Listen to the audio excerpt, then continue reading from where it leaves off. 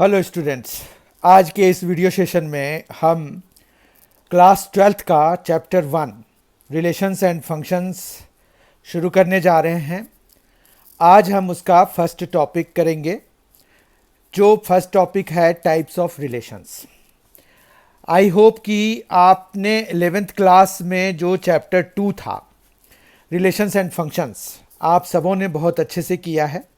अगर आप सबों में से किसी ने नहीं किया है तो आप MNC एजुकेशन के मैथमेटिक्स फॉर क्लास 11th के प्लेलिस्ट में जा कर के रिलेशंस एंड फंक्शंस के section wise, topic wise videos देख सकते हैं।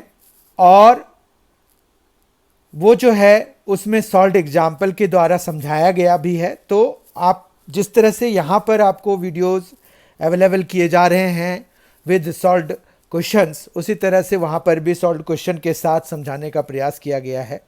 तो आई होप कि आप लोगों में से जो भी उस वीडियो को देखेंगे तो वो समझ में आ जाएगा, क्योंकि बहुत ज़्यादा कठिन कंसेप्ट नहीं है, पर थोड़ा बहुत तो हम यहाँ पर भी सीख ही लेंगे।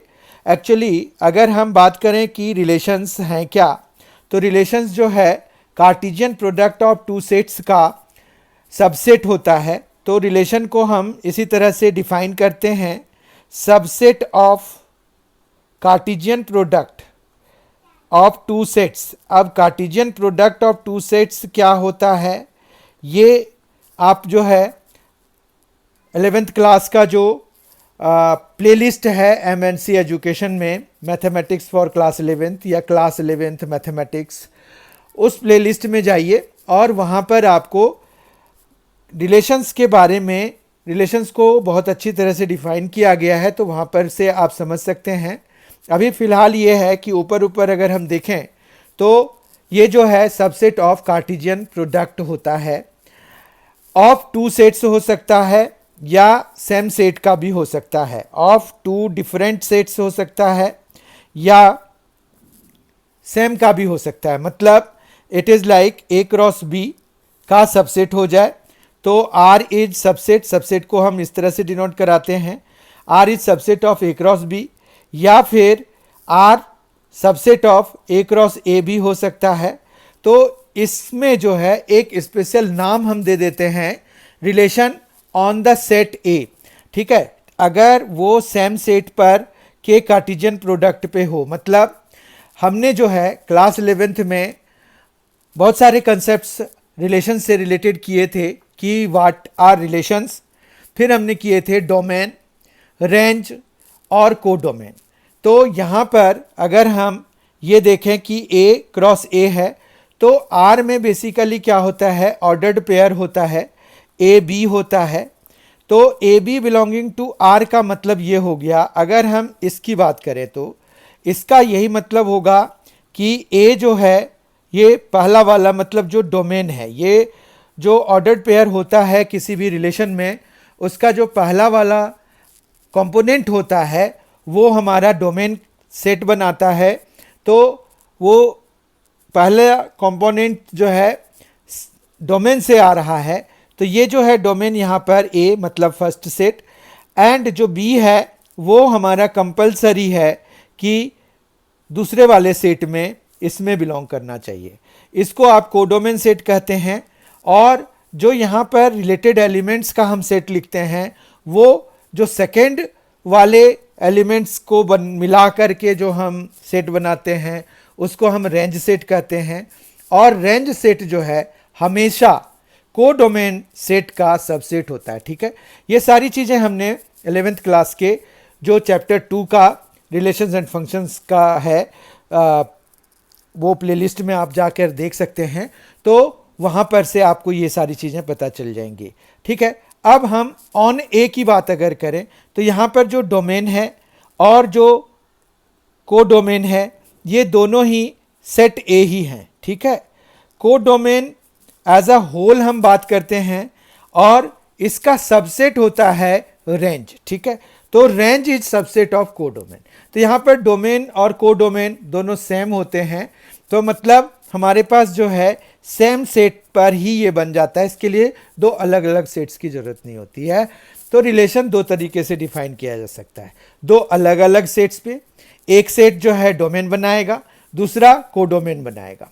लेकिन ऐसा भी हो सकता है कि वो सेम सेट पे हम डिफाइन कर दें। तो यूजुअली हम जो है ये सेकेंड वाला ही कर रहे होते हैं। बहुत कम आप देखेंगे कि इस तरह के रिलेशंस हम डिफाइन कर रहे होते हैं। ठीक है, यानी कि हम जैसे नंबर सिस्टम की बात करेंगे तो हम real number cross real number, मतलब ऑन रियल नंबर बनाएंगे या ऑन इंटीजर्स बनाएंगे या ऑन नेचुरल नंबर्स बनाएंगे। इस तरह के रिलेशंस हम ज़्यादा बनाते हैं, ए टू बी हम यूजुअली कम बनाते हैं। हालांकि ऐसा नहीं है कि हम नहीं बना सकते या फिर इट इज़ नॉट अलाउड, पर हमें जो है रिलेशंस जो हम करते हैं मोस्टली हम ऐसे करते हैं, पर रिलेशंस इस तरह से भी डिफाइन किया जा सकता है। अब जैसे मान रखिए कि हम जो है रिलेशंस को डिफाइन करना तो हमने 11th क्लास में सीख लिया है। कुछ एक रिलेशंस का हम एग्जाम्पल यहाँ पर देख लेते हैं। उसमें मान रखिए कि हम जो है एक सेट मान लेते हैं, all students of class 12th। ठीक है, यहाँ पर हम एक सेट बना लिया, all students of class 12 in a school. ठीक है, एक तो ये बना लिया, और बी एक सेट बना लिया, all students of class 11 in a school. ठीक है, अब ये दोनों देखिए आप, इसमें से हम बहुत सारे रिलेशंस बना सकते हैं, क्योंकि किसी स्कूल के क्लास 12th की तो अब इट विल डिपेंड अपॉन कि कितने स्टूडेंट्स क्लास 12th में हैं, कितने 11th में हैं। तो ये जो है चूंकि ए क्रॉस बी का सबसेट होता है, तो पहले तो ए क्रॉस बी के कितने नंबर्स बनेंगे। तो एन ए क्रॉस बी अगर हम देखें तो हमारे पास वो होता है n A into n B. ठीक है, उसके बाद हमें नंबर ऑफ सबसेट्स, क्योंकि ये जो है रिलेशंस जो है नंबर ऑफ सबसेट होता है ए क्रॉस बी का, तो नंबर ऑफ सबसेट्स जो है बहुत सारे होंगे अगर हम इनको देखें तो, क्योंकि नंबर ऑफ स्टूडेंट्स तो बहुत सारे होते हैं। किसी भी 12th क्लास में अगर जाएं, अगर 40 भी लेते हैं तो भी बहुत ज़्यादा हो जाएगा, अगर 40 लेंगे तो भी। तो नंबर ऑफ सबसेट्स हो जाता है 2 power n A cross B. ये हमने जब फर्स्ट चैप्टर 11th क्लास का किया था तो उस समय हमने number of subsets on a set देखा था। तो number of subsets of a set जो है हमारे पास 2 पावर n होता है, जहाँ पर n जो है number of elements in that set होता है। ठीक है, तो इस तरह से नंबर ऑफ रिलेशंस भी इतने बन सकते हैं, इतने बन सकते हैं, सारे बनेंगे नहीं।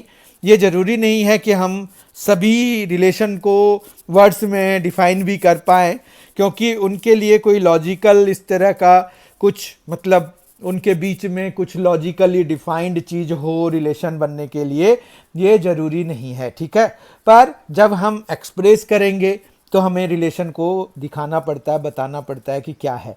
तो नंबर ऑफ रिलेशंस भी हमारे पास नंबर ऑफ सबसेट्स के बराबर हैं।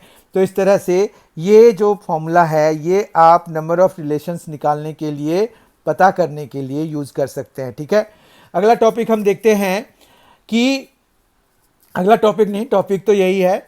इसमें जो है हमें रिलेशंस के बारे में अगर हम मतलब कुछ ऐसा डिफ़ाइन करें कि यहाँ पर एक रिलेशन हमने डिफ़ाइन कर दिया ए बी, सच दैट यहाँ पर जो है a belonging to A and b belonging to b, मतलब ए जो है 12th क्लास वाले का लिया, बी हमने 11th क्लास वाले का लिया, एंड यहाँ पर जो है हमने ऐसा किया कि A is brother of B, A is brother of B. ऐसा हो सकता है क्योंकि कई सारे स्कूल में जो है भाई बहन भी पढ़ रहे होते हैं, भाई जो है 12th क्लास में होता है, बहन 11th क्लास में, इस तरह से होता है।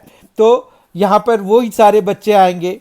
ठीक है, अगर मान रखिए कि उस स्कूल में ऐसी बात नहीं हो रही है तो क्या होगा, तो हमारे पास कोई भी एलिमेंट नहीं बन पाएगा। A is brother of B अगर हम ले लें तो दो ये दो भाई भी हो सकते हैं, एक भाई एक बहन भी हो सकते हैं। तो मतलब ये है कि हमारे पास ये भी एक रिलेशन है।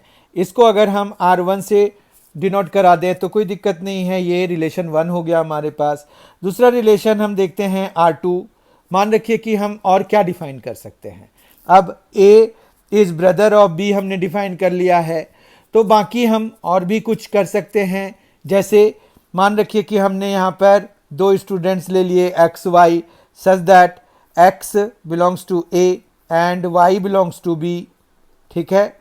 और यहाँ पर जो है एंड, ये तभी हमारे रिलेशन में आएंगे जब x and y live in the same locality. तो ये भी एक रिलेशन डिफाइन करेंगे। इसमें वही सारे ऑर्डर्ड पेयर में आएंगे जो कि पहला तो x को 12th में होना चाहिए, y को 11th में होना चाहिए और वो सेम लोकेलिटी में रह रहे होंगे, तभी आपके उनके नाम यहाँ पर आएंगे। अब जैसे मान रखिए कि कोई ए नाम का स्टूडेंट है, तो वो जो है किसी लोकेलिटी में रह रहा है, उसी लोकेलिटी में बी नाम का भी रह रहा है, और ए जो है 12th में पढ़ रहा है और बी 11th में पढ़ रहा है, तो ये यहाँ पर एक सेट बनाएगा, एक मेंबर बनाएगा, एक एलिमेंट बनाएगा, ठीक है। इतना समझ में आ गया। तो ये तो रिलेशन के बारे में बात है। रिलेशन जो है हमने 11th क्लास में भी किया है, ठीक है। अब जो है हम अपने इस आज के इस टॉपिक पे आ रहे हैं जिसमें कि हमें करना है टाइप्स ऑफ रिलेशंस। अभी हमने R1 के बारे में बात करी, तो हमने ये देखा कि it may lead to something like कि कोई एलिमेंट हो ही ना, ठीक है। जैसे 12th क्लास के हमने बच्चे लिए और 11th क्लास के लिए, तो हो सकता है कि ऐसा मतलब ए जो है इस ब्रदर ऑफ बी, ऐसी बात ना हो पाए, तो उस केस में हमें कोई एलिमेंट निकलेगा नहीं। तो हमें जो टाइप्स ऑफ रिलेशंस में करना है, सबसे पहला जो है वो है एम्प्टी रिलेशन, ठीक है। टाइप्स ऑफ रिलेशन में सबसे फर्स्ट आया एम्प्टी रिलेशन, और एम्प्टी रिलेशन को आपको मैंने समझा दिया कि कैसे हम एम्प्टी रिलेशन समझें कि एम्प्टी रिलेशन हो सकता है कि कोई एलिमेंट ही ना आ रहा हो, ठीक है बात। तो एम्प्टी रिलेशन में फाई हो जाता है हमारे पास, तो एक रिलेशन जिसमें कि कोई एलिमेंट ही ना हो। अगर हम फॉर्मली इसको डिफाइन करेंगे तो we can write it like a relation R in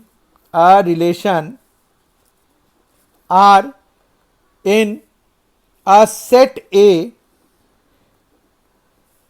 is called empty relation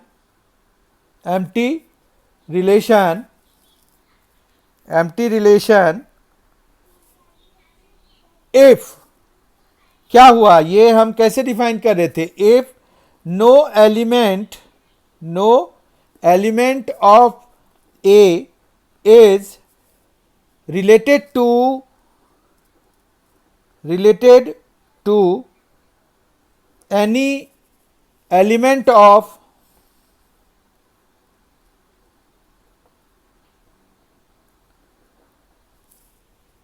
A, क्योंकि हम इन अ सेट डिफाइन कर रहे हैं, तो हमें जो डोमेन है और कोडोमेन है दोनों हमारा कहां से होना चाहिए, ए सेट पे होना चाहिए। तो एम्प्टी रिलेशन को हम कैसे डिफाइन कराएंगे, a relation R in a set A is called empty, a relation R in a set A is called empty relation if no element of A is related to any element of A, ठीक है। that is, हमने यहाँ पर इस तरह का कोई relation define कर दिया हो जिससे कि कोई एलिमेंट हमें ना मिल पाए, ठीक है, फाई। और फाई इज बाय डिफॉल्ट क्या होता है, किसी भी सेट का सबसेट होता है, तो ये ए क्रॉस ए का भी सबसेट होगा। तो ये भी पता चल गया। फिर दूसरा जो है, ऐसा हो सकता है कि सारे ही भाई बहन हों या सारे भाई भाई हों, ये भी हो सकता है।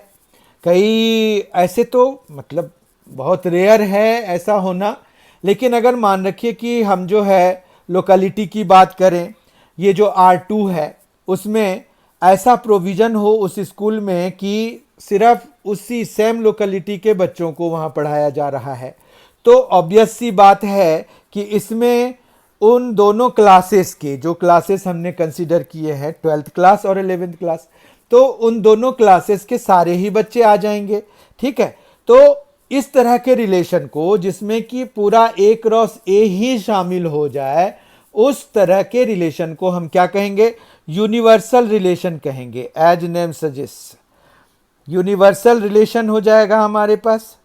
अब यूनिवर्सल रिलेशन अगर हो गया हमारे पास, तो इसका मतलब क्या हुआ कि पूरा A क्रॉस A ही उसमें शामिल हो जाएगा। ठीक है, अगर हम फॉर्मली इसको डिफाइन कराएं तो ऑन द सेम लाइन हम डिफाइन कर सकते हैं, a relation R in a set A is called universal relation, universal relation if each element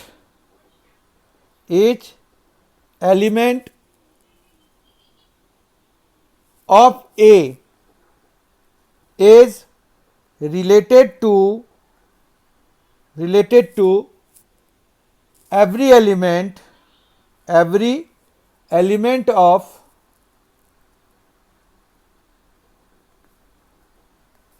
A। That is, अगर हम इनको सिंबॉलिकली लिखेंगे तो it will be R is equal to A cross A।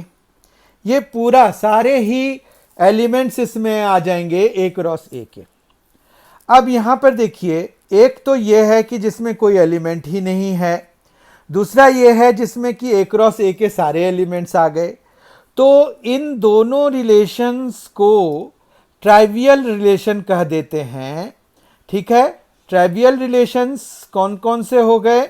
एक empty relation हो गया और दूसरा यूनिवर्सल रिलेशन हो गया। ठीक है, इन दोनों को हम क्या कह देते हैं? ट्राइवियल रिलेशंस कह देते हैं।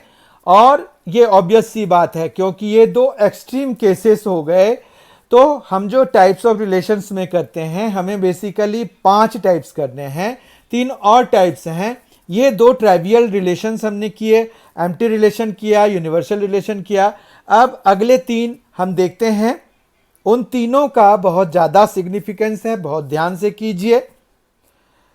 थर्ड टाइप का रिलेशन है रिफ्लेक्सिव रिलेशन। रिफ्लेक्सिव रिलेशन वैसे रिलेशन होते हैं जो कि मतलब इसमें हमें A बिलोंगिंग टू R होना चाहिए for all A belonging to the set A। मतलब अगर हम रिलेशन को इस तरह से मान रहे हैं कि वो किसी सेट A पे डिफाइंड है, तो हम उसको रिफ्लेक्सिव इसलिए कहेंगे अगर उस सेट के सारे एलिमेंट्स आपस में रिलेटेड हों। ठीक है, तो for all A belonging to A। ठीक है, फोर्थ है सिमेट्रिक। सिमेट्रिक रिलेशन हम किसको कहेंगे? सिमेट्रिक रिलेशन हम कहेंगे जिसमें कि अगर if a b belonging to R है, देन यहां पर b a belonging to R. बहुत ध्यान से देखिए, अगर तो इसमें इफ और देन वाली बात नहीं लिखी गई है, जबकि इसमें लिखी गई है। तो हम अभी इसको डिस्कस करेंगे कि इसका क्या सिग्निफिकेंस है। पहले तो ये देख लीजिए कि यहाँ पर सिमेट्रिक का मतलब ये हुआ कि अगर कोई एलिमेंट किसी दूसरे एलिमेंट से रिलेटेड है, तो वो दूसरा एलिमेंट भी पहले वाले एलिमेंट से रिलेटेड होना चाहिए, तभी हम उसको सिमेट्रिक कहेंगे। ठीक है, और पांचवा और आखिरी टाइप जो कि हमें करना है, हमें 5 टाइप के रिलेशंस करने हैं आज के इस सेशन में और हमारी सिलेबस के अकॉर्डिंग भी। तो वो जो है फिफ्थ जो रिलेशन है वो है ट्रांजिटिव रिलेशन। किसी भी रिलेशन को हम ट्रांजिटिव रिलेशन कहेंगे अगर क्या होगा, यहां पर इफ दो पेयर्स लेंगे, a b belonging to R and b c, देखिए यहां ए बी है, बी पे खत्म हो रहा है, तो यहां बी जो है फिर फर्दर सी से रिलेटेड होना चाहिए। तो a b belonging to R and b c belonging to R, then यहां पर एक तीसरी बात भी हो कि ए सी जो है वो बिलोंगिंग टू आर हो। ठीक है, तो इस तरह के रिलेशन को हम ट्रांजिटिव रिलेशन कहते हैं।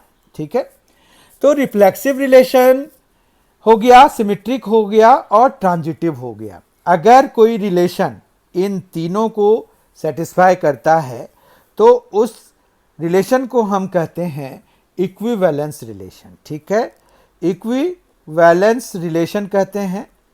तो मतलब ये हुआ कि एक कोई भी रिलेशन इक्विवेलेंस रिलेशन होगा जब वो रिफ्लेक्सिव हो, मतलब उसके जो जिस भी सेट पे वो डिफाइंड है तो उसके सारे एलिमेंट्स आपस में, मतलब अगर आपस में भी रिलेटेड हो, मतलब कोई भी एलिमेंट खुद से भी रिलेटेड हो।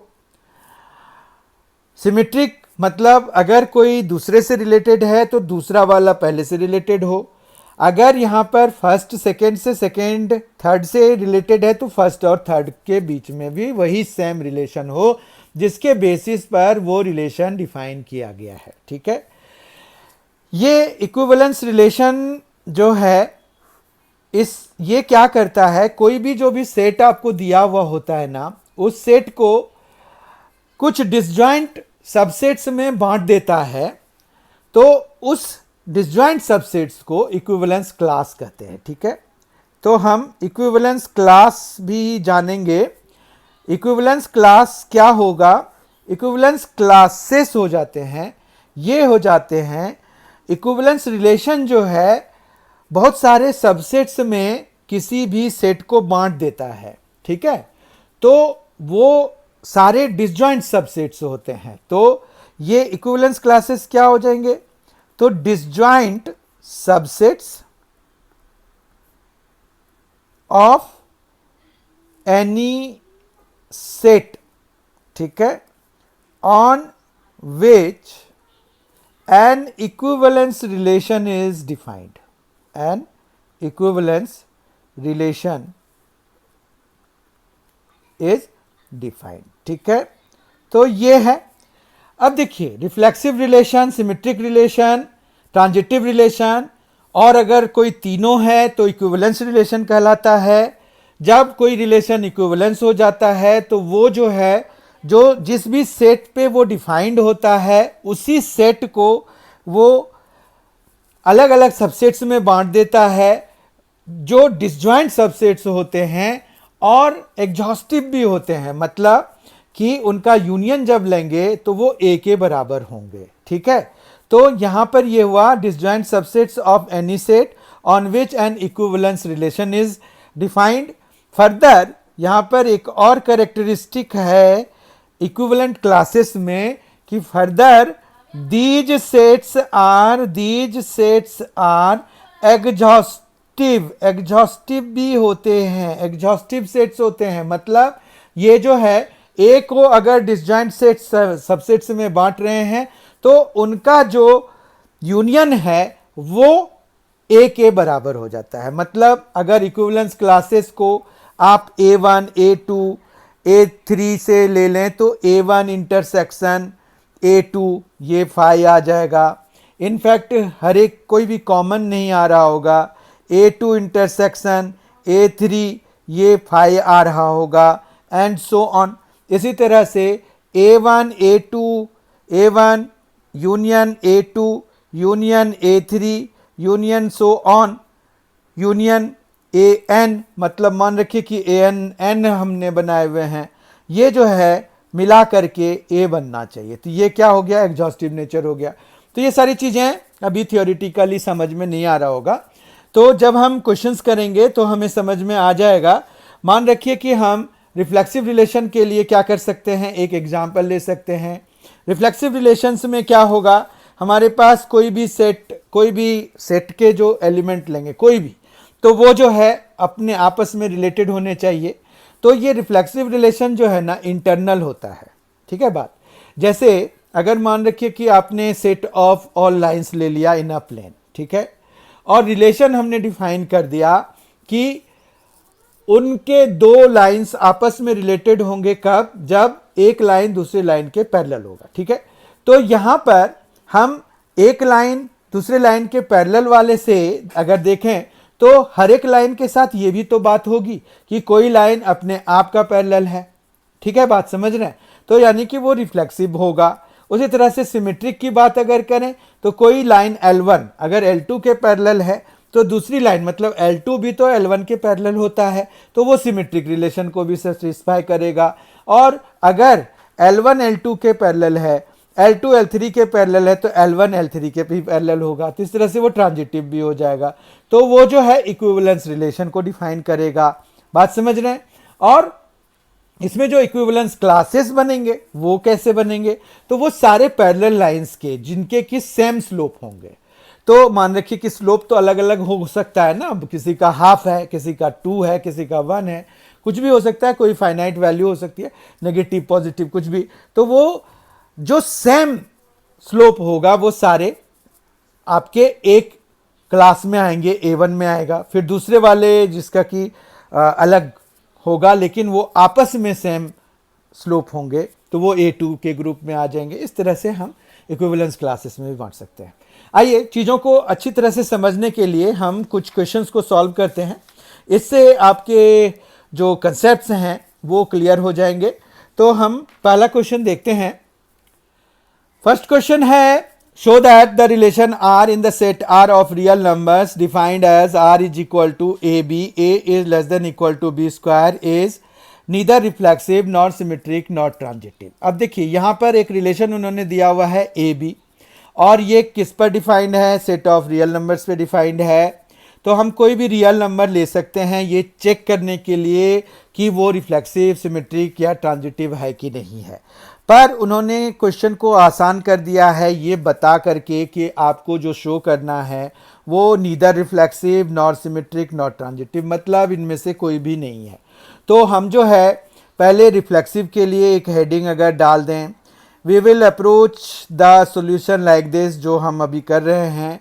रिफ्लेक्सिव रिलेशन के लिए हमारे पास क्या होता है कि जो सेम वाले होते हैं वो उसमें बिलोंग करना चाहिए, मतलब each element of real number should be related to itself, तो जाके वो रिफ्लेक्सिव होगा। अब बताइए क्या इसमें ये सही बात है कि ये a is less than equal to b square for all pairs of a b. जैसे अगर हम ए लेना चाहिए ना, तो ए बिलोंग करेगा क्या आर में, क्योंकि ऐसा अगर होगा तो इसका मतलब ये हुआ कि a is less than equal to a square. तो हर एक रियल नंबर के लिए इज इट पॉसिबल, तो ये पॉसिबल नहीं है। क्यों नहीं है पॉसिबल, देखिए इसके लिए हमें काउंटर एग्जांपल प्रोवाइड कराना पड़ेगा।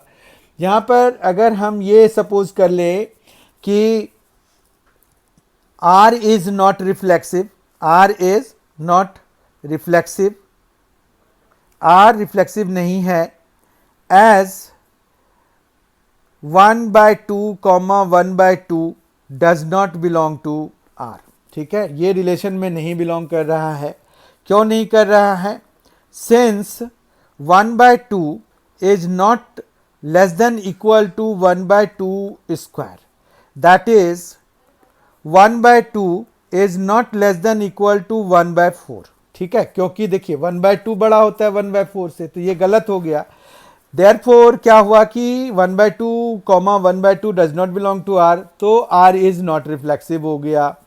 फिर हमारे पास यहाँ पर सिमेट्रिक की बात अगर करें तो सिमेट्रिक के लिए क्या केस आएगा, सिमेट्रिक में ये होगा कि let a b belonging to R ले लेते हैं, तो इसका मतलब ये हो गया कि A is less than b square, less than equal to b square. But यहाँ पर ये जरूरी नहीं है, but it does not mean that but it does not mean that b comma a belonging to r, क्योंकि ये हमेशा ज़रूरी नहीं होगा कि b जो है a स्क्वायर से भी छोटा हो जाए। अगर a जो है b स्क्वायर से छोटा या उसके बराबर है, जैसे काउंटर एग्जाम्पल ले सकते हैं। कौन सा एग्जाम्पल लेंगे हम? यहाँ पर जो है आप बहुत अच्छे से एग्जाम्पल ले सकते हैं। यहाँ पर तो खैर कोई भी एग्जाम्पल काम करेगा। अगर मान रखिए कि हमने बहुत सिंपल सा ले लिया, as for 1, 2 belonging to R, तो this implies what? 1 is less than equal to 2 square, that is 1 is less than equal to 4, which is true, ये सही है, ठीक है। but 2 जो है is not less than equal to 1 square, that is 2 is not less than equal to 1, ठीक है। इसका मतलब ये हो गया, this implies 2, 1 does not belong to R, ठीक है। so R is not symmetric, R is not symmetric, ये आ गया, ठीक है। इतना समझ में आ गया। अब जो है ट्रांजिटिव की बात करते हैं। ट्रांजिटिव के लिए हमें 2 पेयर्स लेने होते हैं। ट्रांजिटिव की बात अगर करें तो यहाँ पर जो है let a b belonging to R and BC belonging to R, this implies a जो है less than equal to b square and b is less than equal to c square. Now हम ऐसे कर लें कि सपोज कर लें, suppose यहाँ पर क्या ले लें, 25, 6 जो है belongs to R and 6, 3 belongs to R ले लेते हैं, ठीक है। तो this implies 25 is less than equal to 6 square and 6 is less than equal to 3 square. तो which are correct? ये जो है सही है, which are correct, ठीक है, करेक्ट हैं। तो अब जो है as 25 जो है less than equal to 36 and 6 जो है लेस देन इक्वल टू 9 है, इसीलिए ये करेक्ट हैं। बट 25 जो है यहाँ पर हम अगर देखें तो 25 is not less than equal to 3 square, ठीक है।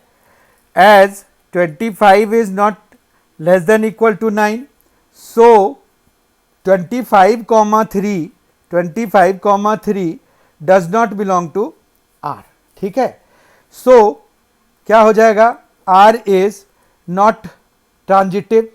तो हमने यहाँ पर क्या क्या शो कर दिया कि ये ना तो सिमेट्रिक है, रिफ्लेक्सिव है, ना तो रिफ्लेक्सिव है, ना तो सिमेट्रिक है और ना तो ट्रांजिटिव है, ये तीनों कर दिया।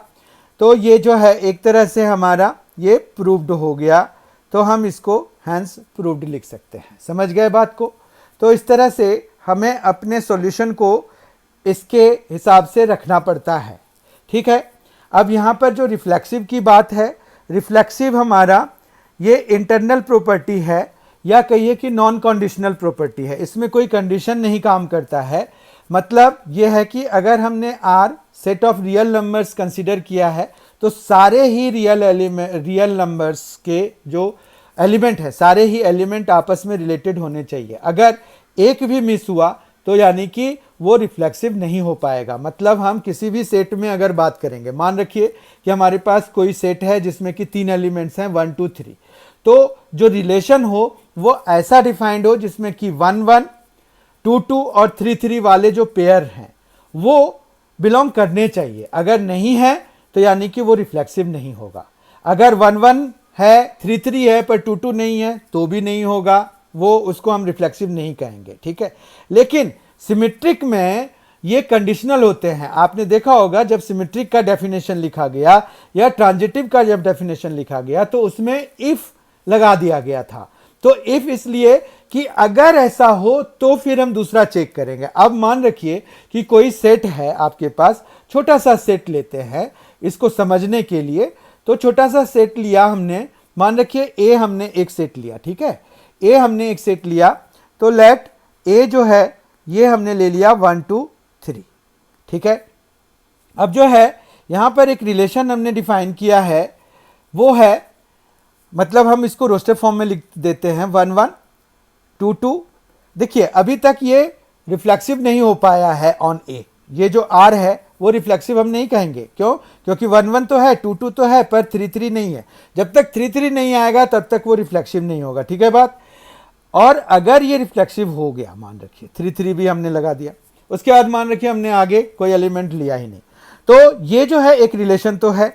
अब उसमें भी हमने देख लिया कि ये रिफ्लेक्सिव है, क्योंकि 1 1 2 2 और 3 3 मतलब इसके सारे एलिमेंट्स आपस में रिलेटेड हैं। फिर अगर हम आगे बढ़ें सिमेट्रिक पता करने के लिए जब जाएं, तो यहाँ पर 1 2 या 2 3 या 1 3 वाले एलिमेंट्स नहीं हैं, तो हमें जो है आगे चेक करने की जरूरत नहीं है। ये यानी कि सिमेट्रिक भी है, ठीक है, बात समझ गए। ये रिफ्लेक्सिव भी है, ये सिमेट्रिक भी है। और अगर ट्रांजिटिव की बात करें तो ट्रांजिटिव भी है ये, क्योंकि यहाँ पर ए बी और बी सी जैसे एलिमेंट्स ही नहीं है, ठीक है, बात समझ गए। तो ये तीनों हैं और इस तरह से ये इक्विवेलेंट रिलेशन है। और इक्विवेलेंस रिलेशन होने के चक्कर में ये स्मॉलेस्ट इक्विवेलेंस रिलेशन है। तो किसी भी सेट पे अगर उसके सारे डबलेट्स आप लिख देंगे तो स्मॉलेस्ट इक्विवेलेंस रिलेशन आपको मिल जाता है, ठीक है, समझ गए। तो यहाँ पर इक्विवेलेंस रिलेशन जो अगर स्मॉलेस्ट बनाना हो तो आप उसको सिर्फ क्या कर दीजिए, उसको आप बना दीजिए रिफ्लेक्सिव, सिर्फ रिफ्लेक्सिव बनाइए, आगे कोई भी एलिमेंट मत लिखिए, तो वो स्मॉलेस्ट इक्विवेलेंट रिलेशन बन जाएगा, इक्विवेलेंस रिलेशन बन जाएगा, ठीक है। तो इस तरह से हमने जो है क्वेश्चन नंबर 1 कर लिया। क्वेश्चन नंबर 2 पर आ रहे हैं। हम इस सेशन में 3 क्वेश्चंस करेंगे ताकि हमें जो इक्विवेलेंस रिलेशन की बात है वो अच्छी तरह से समझ में आ जाए। टाइप्स ऑफ रिलेशंस में जो ट्राइवियल रिलेशंस हैं वो क्या क्या थे, एम्प्टी रिलेशन और यूनिवर्सल रिलेशन थे।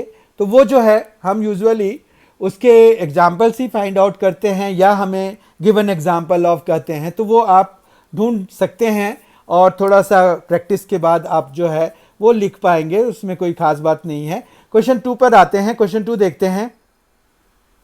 क्वेश्चन 2 भी क्वेश्चन 1 जैसा ही है, हमें इसमें चेक करना है। और वहाँ क्या था, वहाँ पर हमें शो करने के लिए दिया हुआ था। तो चेक करना और शो करना, जो 2 तरह के क्वेश्चंस हमने डील किए, उसमें से चेक करना वाला थोड़ा सा डिफ़िकल्ट होता है एज कंपेयर टू शो करने वाला, क्योंकि शो करने वाले में आपको एक ऑलरेडी डायरेक्शन प्रोवाइडेड होता है, आप उसी डायरेक्शन में सोच रहे होते हो, पर चेक में आपको सारे ही देखने होते हैं, मतलब मोर कंसेप्ट्स आर रिक्वायर्ड। आपको बहुत साउंड होना पड़ता है conceptually, so that you can decide whether a relation defined is something और नॉट। मतलब चेक करने के लिए आपको ज़्यादा कंसेप्चुअली साउंड होने की जरूरत है, ठीक है। तो आइए इस क्वेश्चन को अटेम्प्ट करते हैं। चेक करना है कि आर एक रिलेशन है रियल नंबर पे। ये जो बोल्ड में आर लिखा हुआ है तो वो रिलेशन, जो आर ये छोटा वाला रिलेशन के लिए, और ये जो बोल्ड में लिखा हुआ है वो जो है वो रियल नंबर के सेट के लिए है। तो इन आर मतलब set of real numbers defined by R, ये रिलेशन वाला हो गया। A b such that, order pair में ही डिफाइन करते हैं हम रिलेशन को, कोई nothing new. As less than equal to b cube, as reflexive, symmetric और ट्रांजिटिव हमें पता करना है। तो हमने चूंकि देख लिया है कि a is less than equal to b square ही जब हमारे पास ना तो रिफ्लेक्सिव था, ना सिमेट्रिक था, ना ट्रांजिटिव था, तो ये भी कौन सा होना है। तो फिर भी हम जो है चेक करेंगे, लेकिन हम जो है वहाँ से अगर हिंट लें तो यानी कि ये भी रिफ्लेक्सिव, सिमेट्रिक और ट्रांजिटिव में से कोई भी नहीं होना है।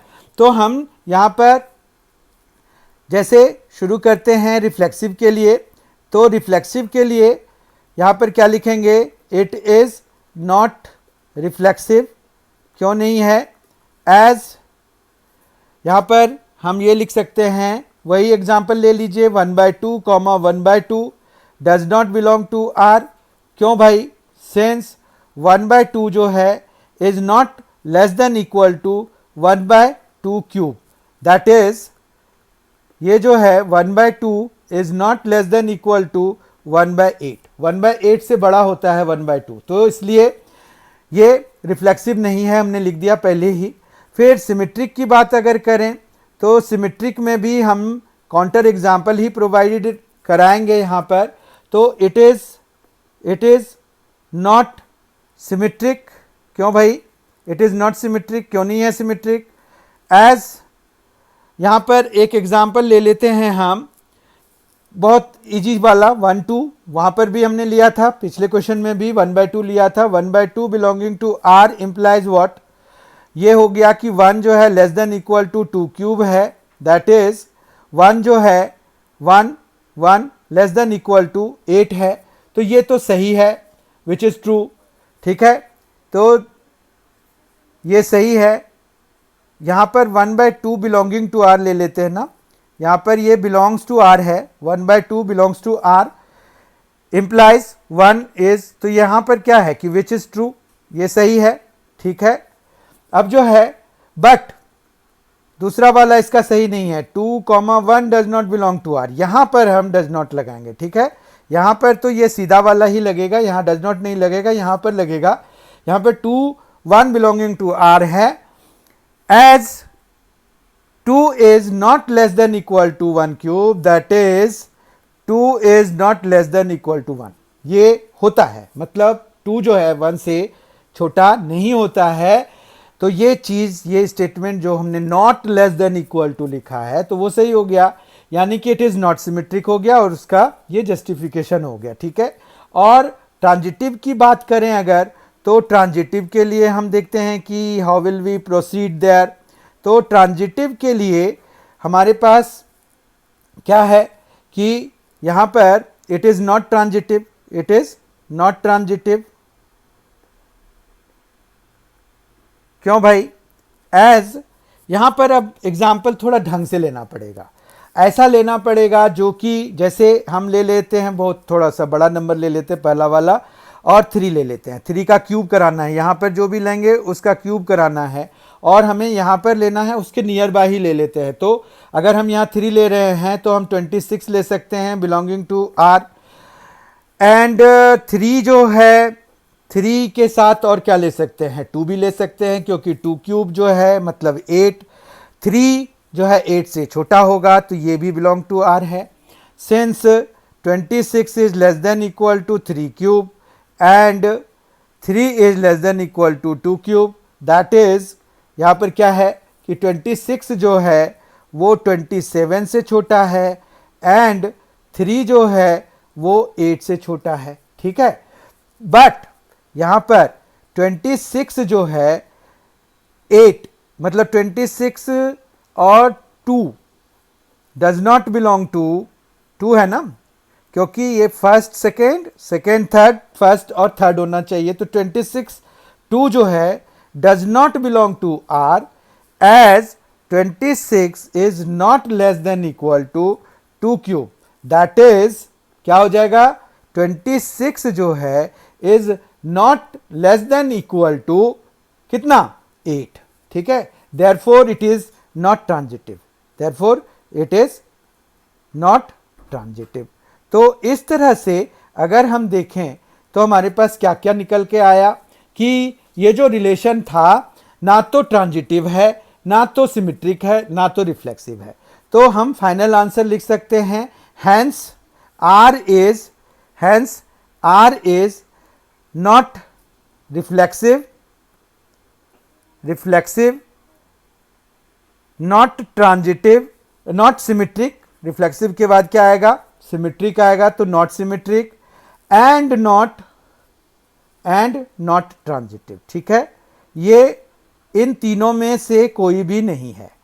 और रही बात इक्विवेलेंस की, तो इक्विवेलेंस तो ये अगर रिफ्लेक्सिव नहीं है तो पहली बारी में ही हम लिख सकते थे कि it is not an equivalence relation.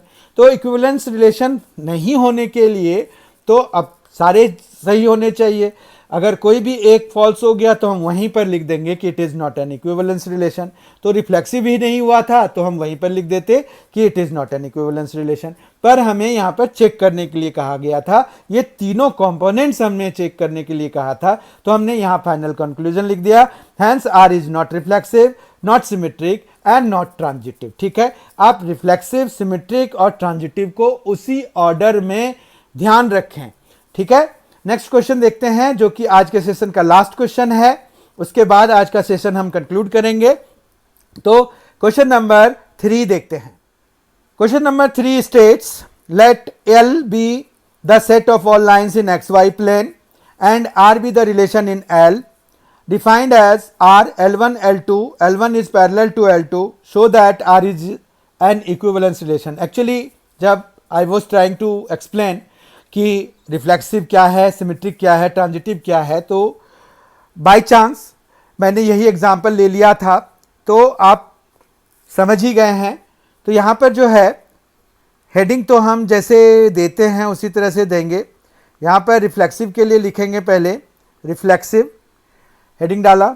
यहाँ पर L1 comma L1 belonging to R implies L1 is parallel to L1 which is true, which is always true actually, ठीक है। तो ये लिख देंगे which is always true as any line is parallel to itself, ठीक है, parallel to itself। ये कोई भी लाइन अपने आप का पैरेलल होता है, तो इस बात की दुहाई दे के हम ये लिख सकते हैं कि L1 बिलोंगिंग टू R है। तो देयरफॉर ये जो R है वो क्या हो जाएगा, R इज रिफ्लेक्सिव हो जाएगा, ठीक है। तो रिफ्लेक्सिव हमने प्रूव कर दिया। फिर हम आ जाते हैं दूसरे पे, सिमेट्रिक पे, ठीक है। आपको भी ध्यान रखना है रिफ्लेक्सिव, फिर सिमेट्रिक, फिर ट्रांजिटिव, ठीक है। तो सिमेट्रिक के लिए हम देखते हैं, तो ये जो है कंडीशनल होता है। यहाँ पर इफ लगा हुआ था तो हम यहाँ लेट लगाएंगे, let L1 comma L2 belongs to R। तो दिस इंप्लाइज क्या हो गया, L1 is parallel to L2। अब इसी को आप वापस लिख दीजिए, L2 जो है L1 के पैरेलल है, तो इसका ये मतलब हो गया कि L2 जो है कॉमा L1 ये R में बिलोंग कर रहा है। तो ये हो गया स्मूथ फ्लो। देखिए आप, L1 L2 belonging to R implies L1 is parallel to L2, this implies L2 is parallel to L1, this implies L2 comma L1 belongs to R, therefore R is symmetric। तो इसमें और कुछ करने की जरूरत नहीं है, क्योंकि हमने बहुत ही स्मूथली चीज़ों को समझा दिया। जो भी एग्जामिनर होंगे उन्हें पता चल जाएगा कि हमने क्या लिखा है। तो R is symmetric, R symmetric हो गया। अब ट्रांजिटिव की बात करते हैं, तो वो भी डबल कंडीशनल है, क्योंकि इफ के बाद दो चीज़ें हमें लेने होती हैं। तो हम ट्रांजिटिव के लिए क्या करेंगे, ट्रांजिटिव के लिए हम जो है यहाँ पर लेट दो मानेंगे, L1 L2 belonging to R and L2 L3 belonging to R, L2 L3 belonging to R। तो this implies L1 is parallel to L2 and L2 is parallel to L3, ठीक है। क्या हम इन दोनों जो स्टेटमेंट्स हैं इनको कंबाइन करके ये लिख सकते हैं कि L1 जो है L3 के भी पैरेलल हो गया? यस, बिल्कुल लिख सकते हैं, क्योंकि कोई भी लाइन है L1 है, ठीक है, ये चीज़ समझिए, ये L1 है, ये L2 के पैरेलल है, ठीक है, और L2 और L3 आपस में पैरेलल हैं। तो ये L1 और L3 भी तो आपस में पैरेलल हैं, आप देखिए, ठीक है, ये और ये भी तो पैरेलल हो गए। तो इस तरह से L1 पैरेलल टू L3 भी हो गया, और इसका ये मतलब हो गया कि L1 कॉमा L3 जो है वो रिलेशन में बिलोंग कर रहा है। इस तरह से ये जो है therefore R is transitive, R जो है ट्रांजिटिव हो गया। अब R अगर ट्रांजिटिव हो गया तो ये एक इक्विवेलेंस रिलेशन भी बन गया। इक्विवेलेंस रिलेशन कैसे बन गया, यहाँ पर देयरफॉर आप डायरेक्टली लिख दीजिए, क्योंकि हमने ऑलरेडी तीनों चीज़ें दिखा दी हैं कि रिफ्लेक्सिव है, सिमेट्रिक है, ट्रांजिटिव है। तो therefore R is an equivalence relation, हम ये लिख सकते हैं, इक्विवेलेंस रिलेशन लिख सकते हैं, ठीक है। तो ये प्रूव्ड हो गया, हमारा शो हो गया, तो यहाँ पर प्रूव्ड हो गया, ठीक है, इतना समझ में आ गया। उसके बाद अगले पार्ट पर हम आते हैं। यहाँ पर है कि find the set of all lines related to, find the set of all lines, find the set of all lines related to the line y is equal to 2x plus 4। Very important question. यहाँ पर जो rider question है उसको attempt करेंगे। तो यहाँ पर बताइए y is equal to 2x plus 4 है, उससे रिलेटेड लाइन्स के जो सेट होंगे वो हम कैसे लिख सकते हैं। तो एनी लाइन, ठीक है, एनी लाइन हैविंग स्लोप 2, यहाँ पर देखिए अगर हम इसको कंपेयर कराएं y is equal to m x plus c से, तो आपको मिलेगा m इज इक्वल टू 2, है ना। देखिए m 2 के बराबर है, तो any line will be related to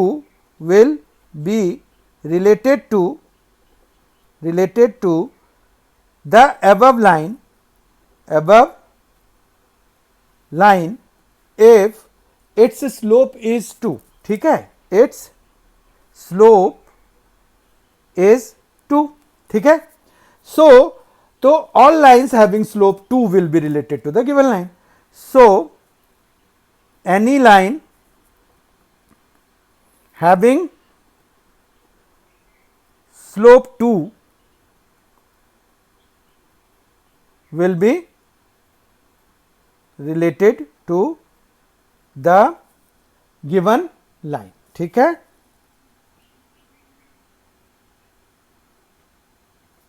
no problem with it. तो इस तरह से हमने एक तरह से इक्विवेलेंस क्लास के बारे में बता दिया कि जिसका स्लोप 2 होगा तो वो इस इक्विवेलेंस क्लास में लाई करेगा। इस तरह के बहुत सारे होंगे, y इक्वल टू 3x+4 भी हो सकता है। तो हमने इस तरह से 3 बहुत ही बेहतरीन क्वेश्चंस भी डिस्कस किए। रिलेशंस एंड फंक्शंस का हमने फर्स्ट टॉपिक देखा जो कि टाइप्स ऑफ रिलेशंस था। आई होप कि आपको ये सारी चीजें समझ में आ गई होंगी। बहुत ही जल्द इसके अगले टॉपिक के साथ मैं फिर आऊंगा। तब तक के लिए thank you so much for being with us. Thanks a lot. Enjoy yourself.